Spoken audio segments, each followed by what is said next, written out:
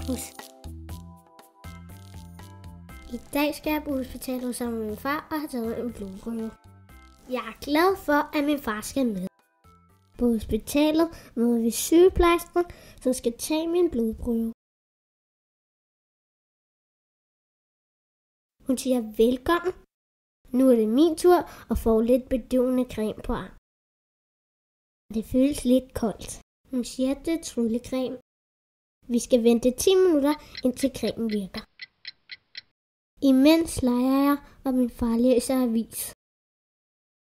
Sygeplejersken kommer tilbage og viser os ind i et rum. Far er med mig. Jeg sætter mig op på skødet af min far, og sygeplejersken fortæller, hvad der skal ske. Jeg får en pude under armen. Hun viser mig en gummislange, som jeg skal have rundt om armen. Hun strammer den lidt, men det går overhovedet ikke ondt. Hun tager en nål fra bordet og et lille glas. Hun siger, at jeg nu vil mærke et lille prik. Det gør kun en lille smule ondt. Da glasset er fyldt, tager hun nålen ud og putter lidt vand på. Jeg skal bøje armen i et lille stykke tid.